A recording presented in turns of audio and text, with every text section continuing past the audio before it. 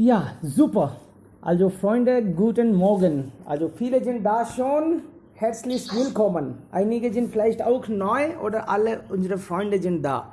Ja, cool. Heute sprechen wir über ein heiliges Thema. Und das Thema heißt Götter. Unsere Gott, ja. Unsere, also Gottheiten. Wir haben Ja. so viele. Also im Hinduismus haben wir so viele Götter. Und man sagt Millionen sogar. 33 eigentlich. 33 Gott und Gottes haben wir in Hinduismus. Genau. Und man sagt, dass also sie sind sehr bedeutsam für uns. Und diese Götter sind unzählige. Und auch wenn sie über einige Götter sprechen, und dann diese Götter haben auch viele Namen. Also man verwirrt sich einfach so. Zum Beispiel Krishna hat 108 Namen. Es gibt so viele Götter und dazu so viele extra Namen. Also man kann fast selten das also verstehen. Für anderen ist das ja nicht also glaublich. Sie glauben das nicht, dass so viele Götter, so viele Menschen, was für eine Religion ist das? Und wir können natürlich, wir können über Begriff Gott, was ist Gott für sie, und sie können über ihre Lieblingsgott sprechen und dann einige diese Merkmale und warum ist das Lieblingsgott. Ja, schon. Wer beginnt? Rishabh, Ja. bitte. Ganesh oder? Ja, Kanishk, du kannst schon, bitte. Ja. So, guten Morgen alle. Heute diskutieren wir über das Thema unser Lieblingsgott. So, ich möchte Sie über Shiva etwas erläutern. So, wer ist Shiva? Shiva bedeutet eigentlich das, was nicht ist. Es ist eine Dunkelheit oder wann sprechen wir über das, was nicht ist? Oder wann wir über das, was nicht ist, reden? Sprechen wir über eine Dimension, die nicht körperliche Natur ist. Und Shiva also heißt Adi Yogika oder die erste Yogi. Und hat uns über viele Dinge, viele Sachen oder über Yoga, sie hat uns erzählt. Und hat auch über unser körperliches System.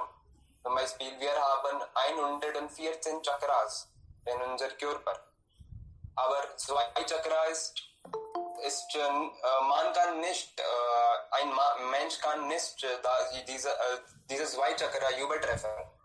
Und wir verlassen mit 112 Chakra. Und außerhalb von 112, wir sollen nur mit 108 Chakras handeln. Wir handeln nur 108 Chakras. Deswegen 108 ist sehr wichtige Nummer.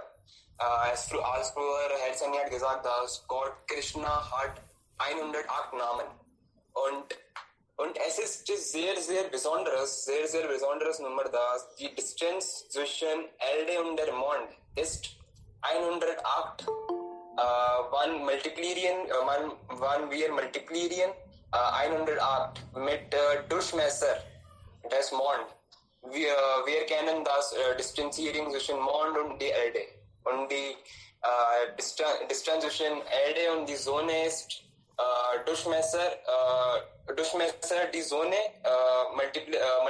multiplizieren von 108. So deswegen es ist sehr, sehr besonderes. Oh mein Gott. Und, ja. Ja. Und es gab so viele Namen von Shiva. Und die sehr wichtige Formen ist Rudra. Rudra bedeutet wer brüllen.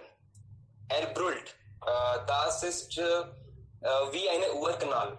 Er ist erschaffen, alles geschaffen. Er ist wie eine Schöpferung, ganzen Universum. Und die andere sehr, sehr wichtige Formen von Shiva ist Kala Bhairav. Er ist Zerstörer des Seite. Und in der Yogi-Kultur oder in der indischen Kultur, wir haben ein Wörter für Zeit und Raum und das ist Kal. Tal oder mehr Personen zu sein, das heißt Shiva. So das Shiva eigentlich ist. Und alle andere Gott ist nur eine Teile des Gott Shiva. Ja. Wunderbar. Also, das ist ja wirklich schon zu wissen, dass 108 Namen, also das bedeutet viel im Hinduismus. Und wenn wir also unseren Gott berehren, dann haben wir immer eine Kette, Mala. Und da hat man vielleicht 108, ja? Ja. Diamanten oder Ja, sowas. Okay. Da gibt es auch 108. Okay, das muss dann ja wirklich wichtige Bedeutung haben. Du hast recht. Okay. Ja, noch Freunde? Alle Hindu-Götter. Ja. Darf ich? Gerne. Wer ist dein Superheld? Aktionheld? Ja, wir wollen gerne hören. Ja, danke. Ich stimme Kanishka und Herr Saini zu und ich möchte auch hinzufügen, dass unterschiedliche Götter haben auch unterschiedliche Avatars und wir können nicht uns vorstellen, es war einmal, ich habe zum Tempel besucht und da gibt es eine Liste von der Namen von Bhairav. Und da war vielleicht mehr als 100, ja, vielleicht 108 Namen. Und dann habe ich entschieden, dass ich werde jedes Mal diese Namen sprechen. Und nach einiger Zeit, ich habe gesprochen und ich habe einige auch erinnert. Aber jetzt habe ich das ganz vergessen. Und laut des Thema, ich würde sagen, dass Gott anzubieten ist mein Lieblingshobby, das ich jeden Tag mache. Ich kann meinen Tag einfach nicht beenden, ohne anzubieten. In dieser heiligen Welt haben wir so viele Religionen und fast alle Religionen glauben an Gott. Es ist keine Frage der Existenz, ob Gott da ist oder nicht, aber eine Sache des Glaubens an spirituelle Kraft, eine positive Energie, die den Namen Gottes annimmt. Es kann Lord Shiva, Lord Vishnu, Allah, Jesus, Vaheguru und so weiter sein. Aber es geht nur um den Glauben an positive spirituelle Kraft. Ich möchte Ihnen alles sagen, was ich sehr frustriert und traurig finde, wenn ich sehr frustriert und traurig finde, dann gehe ich zum Tempel. Und ohne das fühle ich sehr frustriert und nicht glücklich immer. Das ist für mich festgelegt.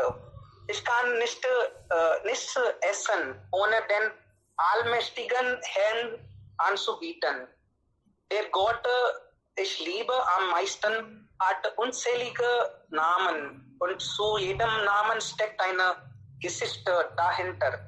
Ich selbst weiß nicht alles und frage sie auch nicht. Aber es gibt meiner Seele Frieden und Befriedigung und deshalb verehre ich ihn.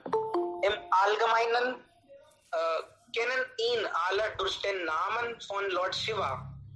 Ich habe vor 2 Jahren angefangen, ihn anzubeten, weil ich früher nicht wusste, wenn ich anbeten sollte. Aber seit 2 Jahren besteht eine Bindung zwischen uns. Jedes Mal, wenn ich nicht schlafen kann, nehme ich seinen Namen und sage Om Namah Shivaya und behalte es sachte, bis ich einschlafe. Shiva ist ein unschuldiger Gott und gewährt Menschen oft Segen. Selbst wenn sie im Herzen böse sind, dies ist einer der Gründe, warum auch Bholenath genannt wird. Tanz wird meistens als weibliche Kunstform angesehen, aber Shiva ist als Nataraja bekannt und der Herr des Tanzes. Shiva ist auch als Shamshana Adipati bekannt, was derjenige, der das Krematorium reagiert. Regiert bedeutet, es wird gesagt, dass Shiva der Bewohner des Einäscherungsplatzes ist. Shiva ist ein häufiger Konsument von Bhang und Marihuana. Die Leute konsumieren es während des Festivals von Holi, ihn zu ehren. Shiva behandelt seine Frau Parvati mit Liebe, Respekt und Gleichheit.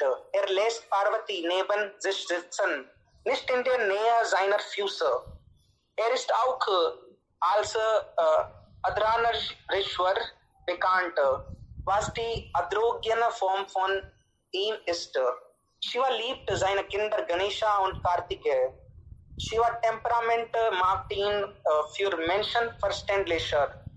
Er ist bekannt für seine Wut und sein drittes Auge öffnet sich, wenn er extrem wütend ist. Aufgrund seines dritten Auges ist er auch als Trinetra bekannt. Gott wird immer als der Schöpfer der Welt und des Universums betrachtet. Aber Shiva ist der Herr der Zerstörung. Das Avatar heißt Lord Rudra.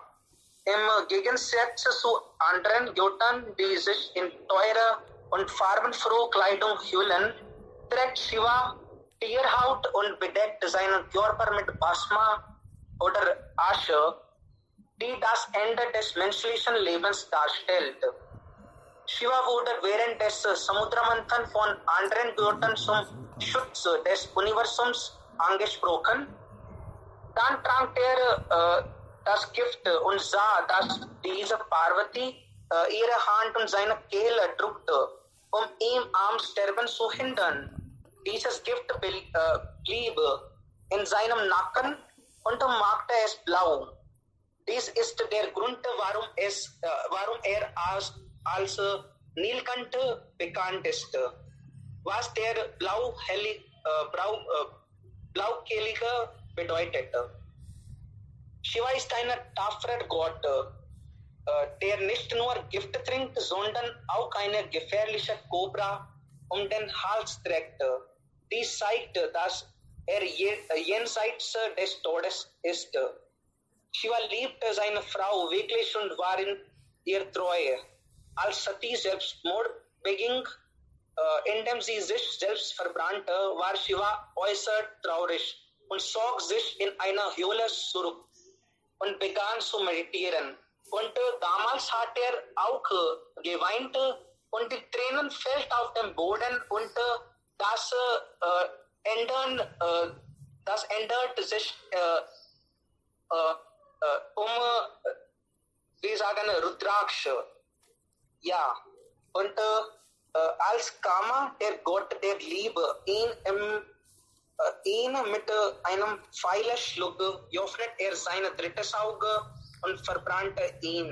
Parvati war die Reinkarnation von Sati. Shiva liebt und meditiert auf den isolierten, schneebedeckten Bergen von Kailash, im Gegensatz zu anderen Göttern, die in ihren jeweiligen Königreichen leben.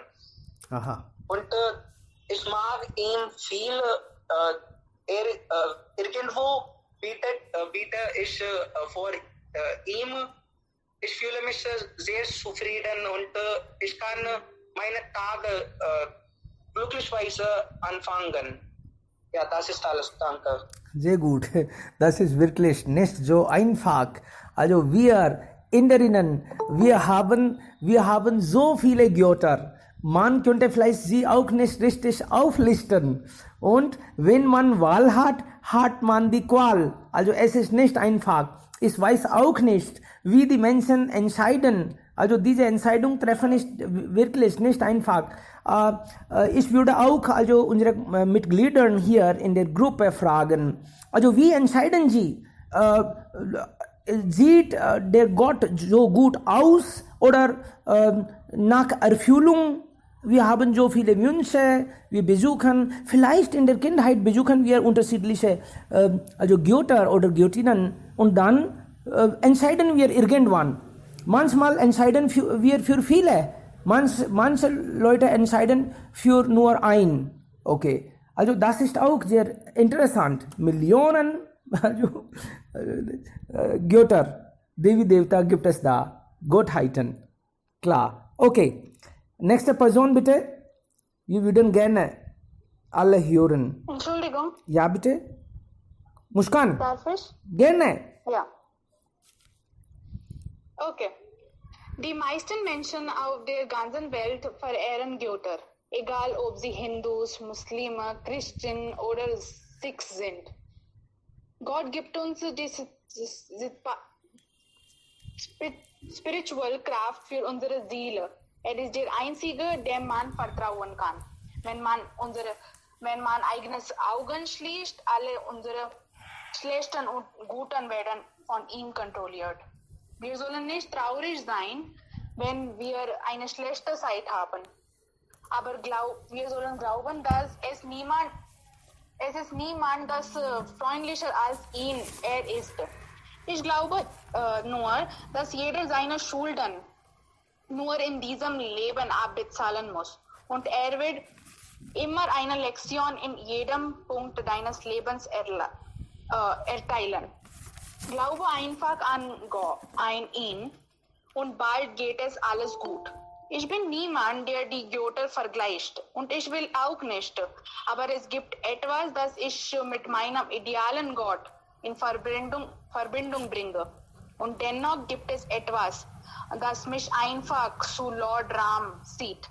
Ich weiß nicht, was das ist, aber es gibt eine Art Magik in Ram, eine Magik im Namen selbst, die einfach mich zu ihm zieht, zu meinem Wieder. Das Wort Ram ist nach mir selbst ein Gott. Er ist Gott nicht, weil er Vishnus Inkarnation ist, sondern weil er Ram ist. Seine Tat, sein Gehorsam macht ihn zu Gott.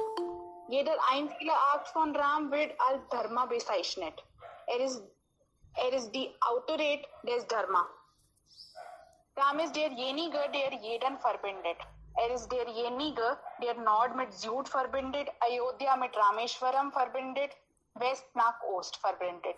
Und er verbindet auch Körper zur Seele. Er ist das Herz und die Seele des Indiens. Kein Wunder, wie viele Grüße nur auf seinem Namen stehen. Jeder möchte ein Kind wie Ram, einen Bruder wie Ram, einen Ehemann wie Ram haben. Sei es traurig oder Glück, das Wort, das dein Gefühl beschreiben kann, ist kein anderer als Ram. Verkörperung des Mitgefühls. In der Tat ist er ohne einen einzigen Zweifel. Jetzt möchte ich einige Gründe erwähnen. Er verließ das Königreich Ayodhya, das rechtlich unter sein eigenes Recht fällt. Und auch nur um das Versprechen seines Vaters zu halten, das er seiner Mutter gegeben hatte. Ohne eine Sekunde nachzudenken oder zu zweifeln, er hätte alles andere tun können. Jede andere Verschwörung, um das Königreich zu erhalten. Es gab viele Möglichkeiten, aber er tat das nicht, weil er selbst die Autorität des Dharma ist. Er lebte 14 Jahre seines Lebens im Wald. Und wofür? Nur um das Versprechen seines Vaters zu erfüllen? Es war nicht nötig, dass er das tat, aber er hat das trotzdem gemacht. Der Streit war zwischen Dashrath und Kekai. Aber wer gelitten hat, es war Ram. Und auch ohne Grund. Gab das Königreich von Vibhishan und andere Zugriff? Wenn er wollte, hätte er es für sich behalten können. Aber das tat er nicht, weil sein Kampfschwert nicht für das Königreich war. Niemals. Jeder, sei es Lakshman, Hanuman, Vibhishan oder andere, hörte nie irgendwann Art von Arroganz, Ego oder Eifersucht. Die stärkste Persönlichkeit, die ich gesehen habe, am stärksten nicht nur durch körperliche Kraft, sondern auch durch Verstand und Herz, hat den Mut, sich jeder Situation mit einem Lächeln zu stellen. beschwerte dich nie im Leben und niemals in den schwierigen Situationen nieder. Hielt seine Ruhe auch in den schlimmsten Situationen. Und wird kaum wütend werden, zeigte nie seinen Zorn in Form eines Fluches. Ist zum Schluss würde ich sagen, ist einer, der nicht Kastendiskriminierung oder Unberührbarkeit glaubte, als von Shabri angebotenen Früchte aß, die sie zuerst gegessen hat. Ich muss keinen anderen Beweis für den mächtigen Namen geben. Der Name, der meinen Haser in Liebe verwandeln kann alles, buchstäblich alles. Der Name, wenn auf den Stein geschrieben ist, kann sogar diesen Stein der Anbetung würdig machen, ist der Name von Ram. Spricht niemals unwahre oder schwerkranke Wörter, die die Gefühle von anderen verletzen könnten. Seine Qualitäten sind so hoch, dass sogar Lord Shiva ihn preisen muss. Die letzte Zeile, die ich äußern möchte, ist, dass es nicht falsch wäre. Adbhut hai Mahima, 2 Akshar ke Naam ki. Das ist alles von meiner Seite. Wir schon. Also Rama, Krishna. Wir haben so viele Götter. Aber dann einige sind so populär geworden im Laufe der Zeit. Zum Beispiel Shiva, Vishnu, Krishna, Saraswati, Hanuman, Ganesha, Lakshmi, Kali. Ja, es gibt so viele. Aber wie und warum sind so bekannt geworden und die anderen so nicht? Also das hängt eigentlich von uns ab.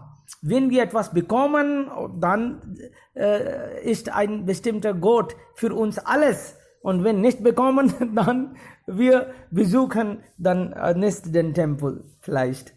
Okay, gut. Nächste Person bitte.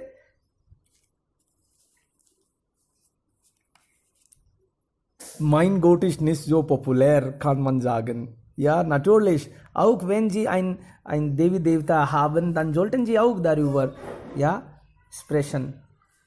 Begriff Gott, ja, in diese Spiritualität. Also wir sind eigentlich Indien ist bekannt für Spiritualität.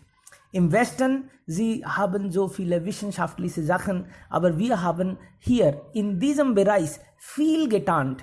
Und seit ewig sind wir vielleicht Meister in diesem Gebiet. Yoga und andere Sachen. Ja, ich möchte etwas sagen. Bitte. Dass eine Gott zu anbeten, es hängt von Person zu Person ab oder Situation zu Situation ab. Zum Beispiel mehr intelligent zu sein. Leute beten Ganesha an, Lord Ganesha an, weil er ist ein Gott für Intelligenz und mehr bewusstliche zu sein, Leute beten Hanuman an. So, es ist auch eine notwendig. Und ich habe eine Frage für euch. Von euch. Was bedeutet Shivalinga? Ja.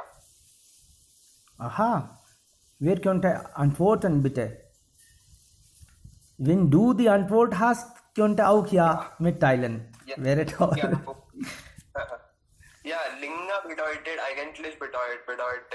die Formen, die Energieformen.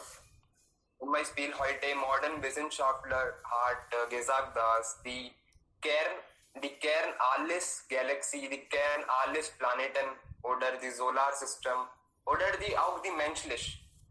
Die Kern ist auch eine Ellipsoid oder Shivalinga nennen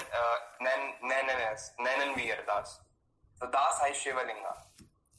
Die Energieformen, ja. Okay, toll. Vielen lieben Dank. Ja, das habe ich auch irgendwo gelesen, was du Ganesh gerade gesagt hast. Also zuerst gab es diesen Bindu, wenn diese Welt nicht geschöpft war.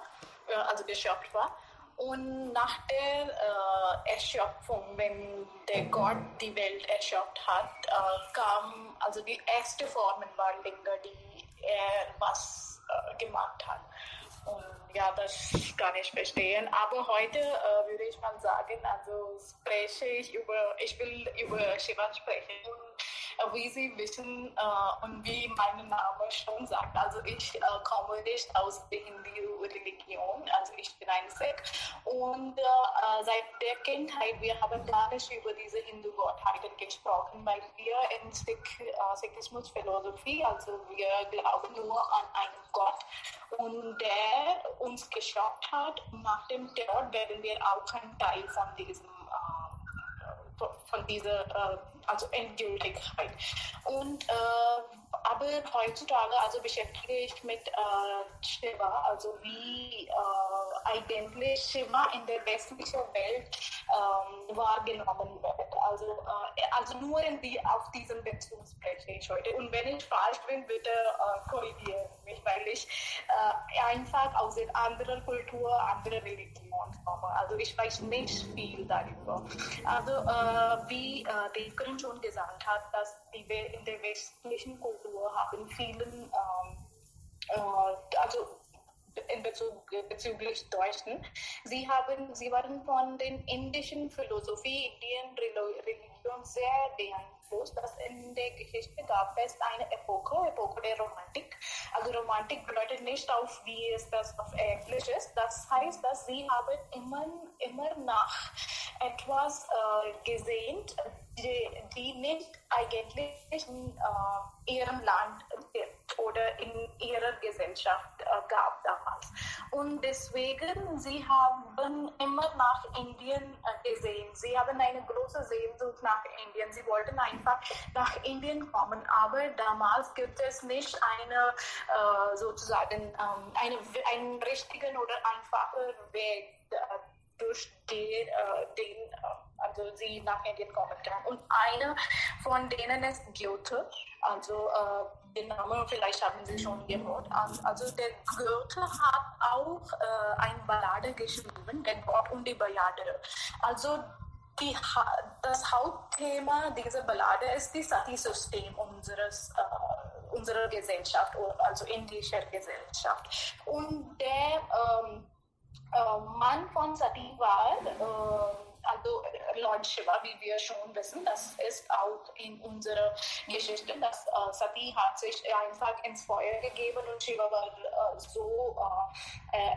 ärgerte sich so viel am Brahma und auf seinen Sohn, dass er wollte einfach diese Welt zerstören. Und ich würde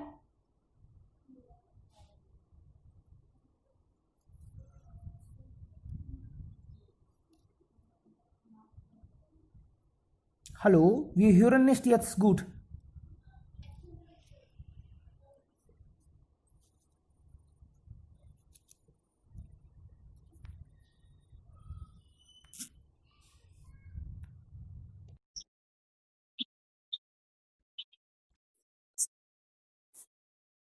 Sehr gut, sehr schon.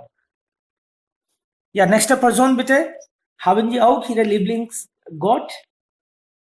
Das könnte auch Kali sein, Dunkelgöttin, die böse, blutige, ja.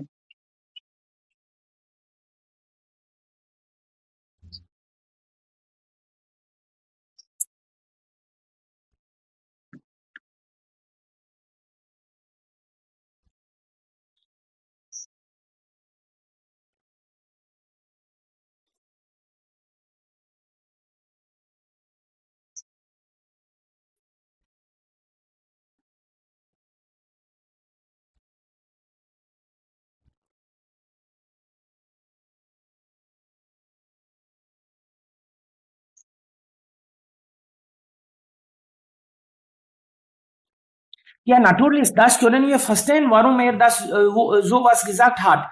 Also schreckliche Göttin bedeutet, diese Göttin ist immer böse und sie tanzt auf Leisen und sie zerstört, mordert die Dämonen und dann sie sieht auch dunkel aus. Also das könnte der Grund sein. Und also sie trinkt Blutfleisch. Wenn wir diese Zunge sehen, also mit blutigem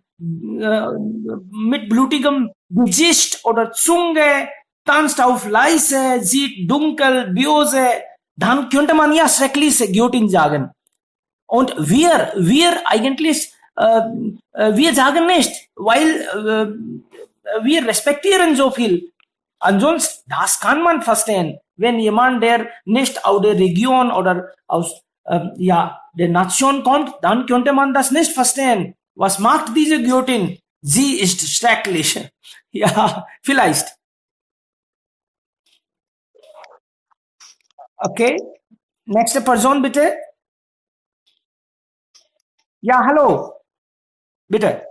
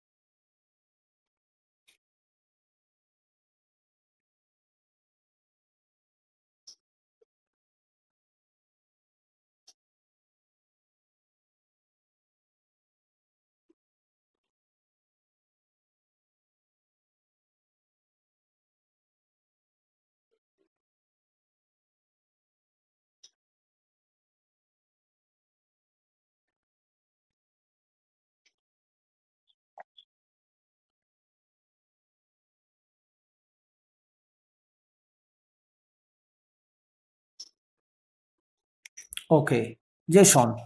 Ja, sehr gut. Du hast über Krishna, über Devki Nandan, Sachidanand gesprochen. Das ist ja doch auch mein Lieblingsgott.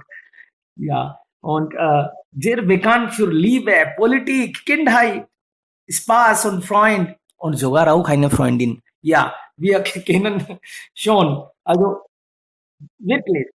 Also er ist ein Symbol von Liebe auch für Radha. Also er war so offen und dann auch sehr mutig seit der Kindheit. Also so bekannt. Und diese große Götter, zum Beispiel Bholenath oder Vishnu, er ist auch recht so bekannt wie die andere.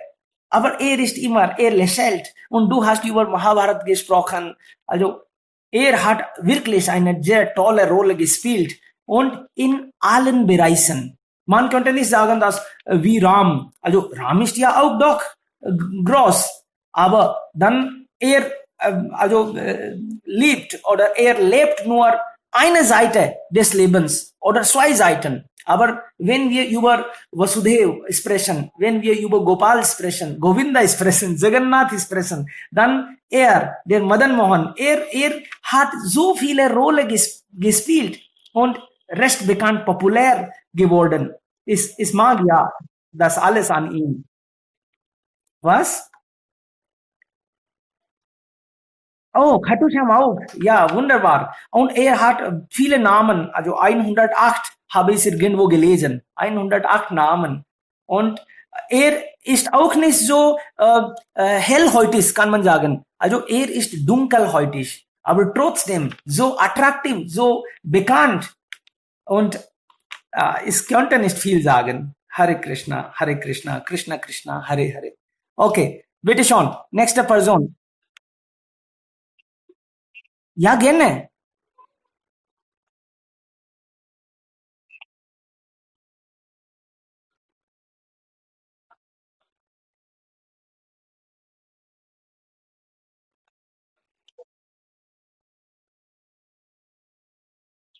Ich glaube gar nicht eigentlich. Also man sagt nur einfach so. Also viele Leute, zum Beispiel, ich bin sehr Liebhaber von Krishna und dann ich sage, Krishna, ich bin ja nur bei dir. Also du bist mein Mann. Und dann ist er okay, kein Problem.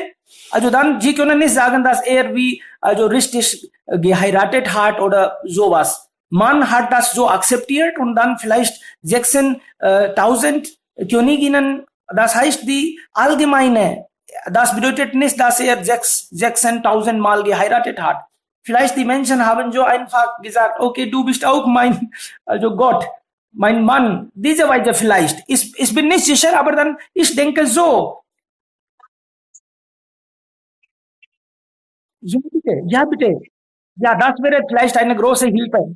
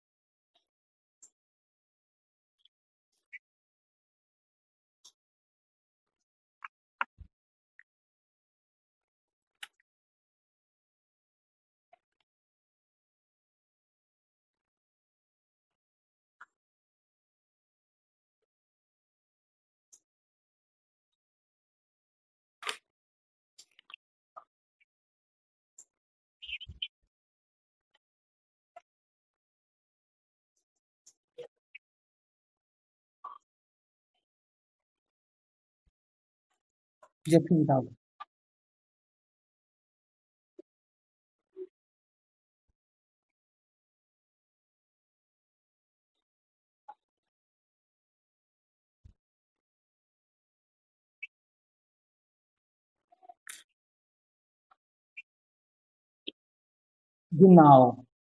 Ja, und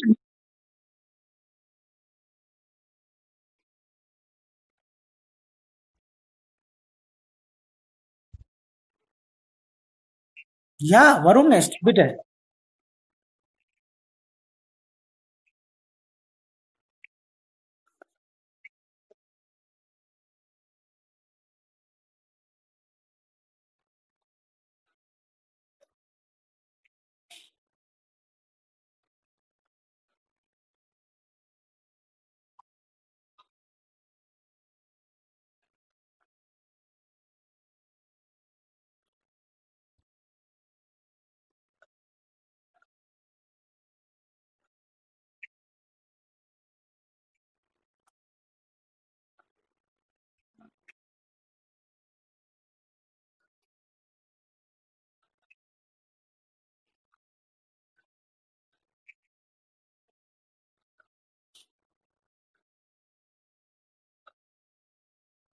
Yeah, that, that, that,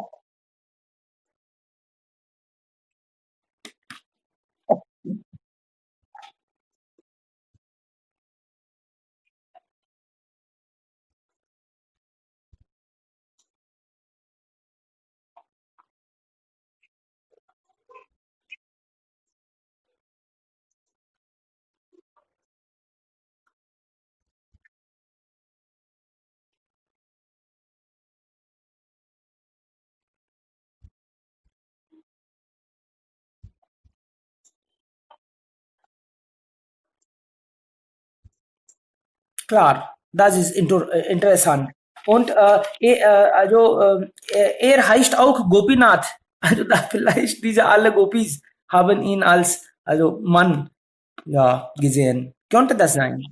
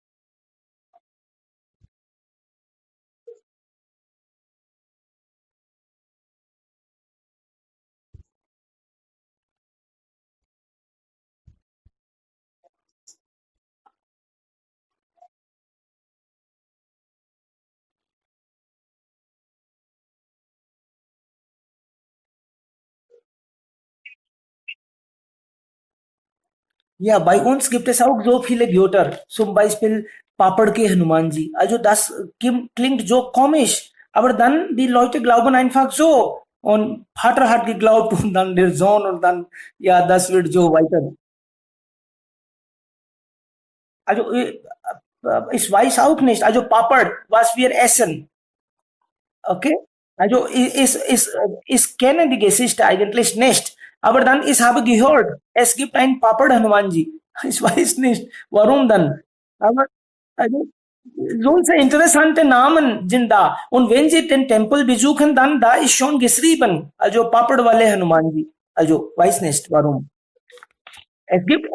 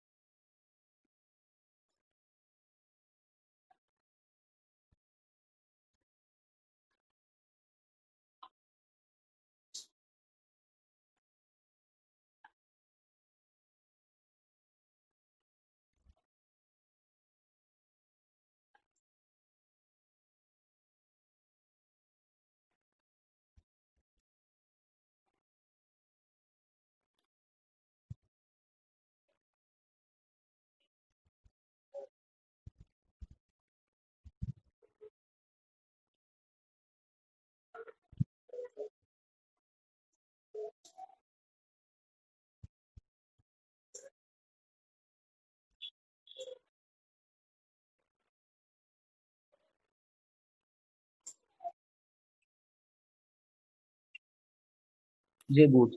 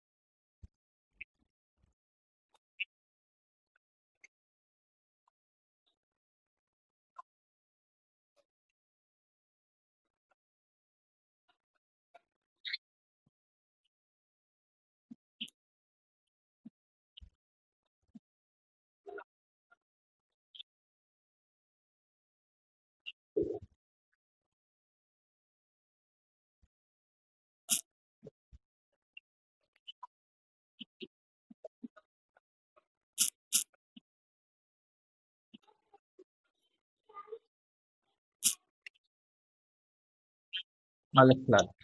Sag mir über deine Freunde und ich sage dir, wer du bist. Also, ja,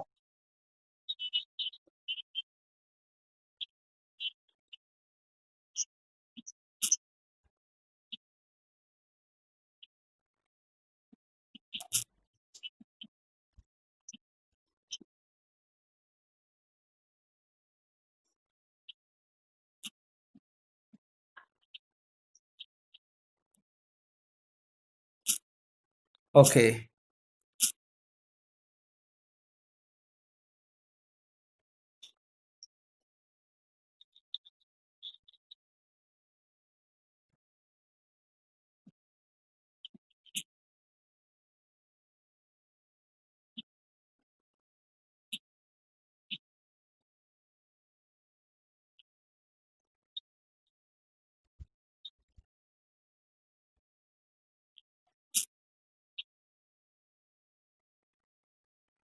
Okay, nächste Person bitte. Ja, ja einmal, ein nach dem anderen. Ja, Gaurav. Und dann, okay, Gaurav zuerst. Bitte.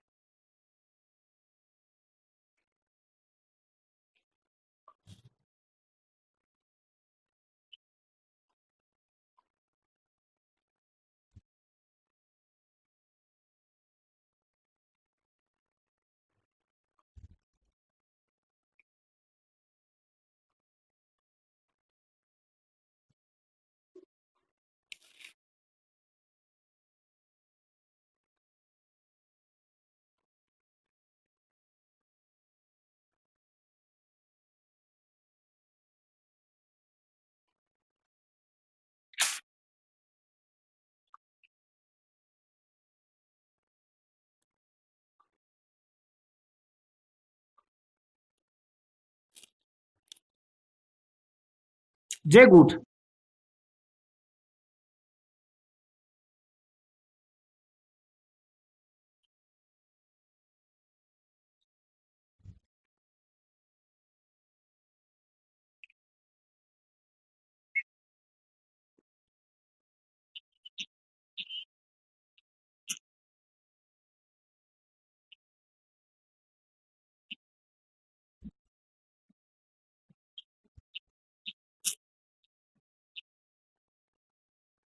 Aha, richtig. Gott ist tot, hat er gesagt. Okay. Shubham wollte was sagen. Bitte, Shubham, jetzt bist du dran.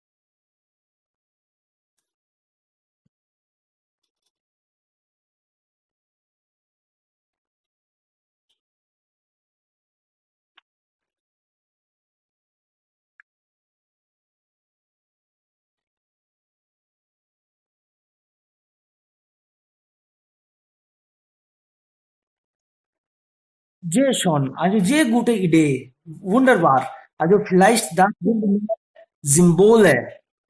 Ja, also ich würde nur sagen, dass vielleicht hat Shubham recht.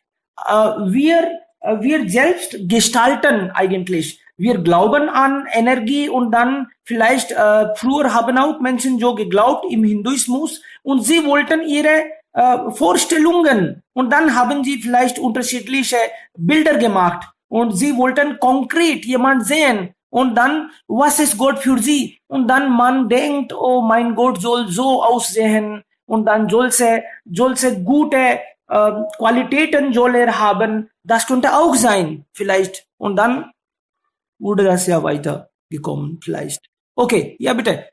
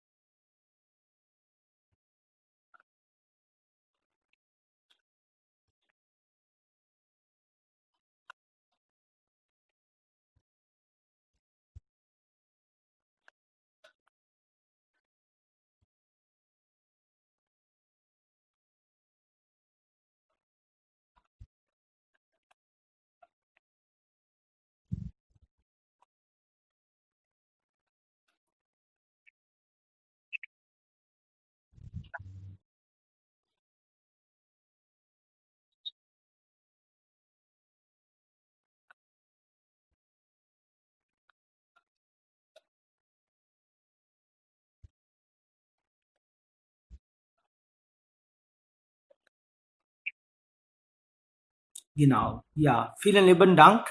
Wirklich, also was wir wollen, wir sehen eigentlich sowas und wir gestalten solche Vorstellungen. Äh, Es gibt Gott oder nicht oder wie viele Götter da gibt oder hunderte Fragen. Also Swami Shivanand hat gesagt, also wir würden dann ja auch erledigen, ja, das fertigen. Also Swami Shivanand, ich würde das sagen, er hat irgendwo geschrieben, äh, hinter allen Namen und Formen ist die eine namenlose, formlose Essenz. Hinter allen Klängen steht eine klanglose, erhabene Stille. Hinter allen Lehrern ist der eine erhabene Nobel, Guru der Gurus. Und hinter all diesen Vergänglichen ist das ein unvergängliche Absolute. Und hinter allen diesen Bewegungen ist das eine bewegende, also unendliche. Das hängt eigentlich von uns ab.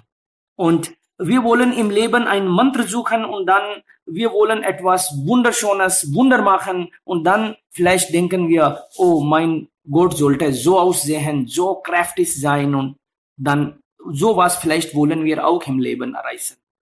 Vielen lieben Dank, Freunde, das war wunderbar und ich denke, dass wir haben so viele Ideen, vielleicht wir brauchen noch eine Stunde. Ja, ja.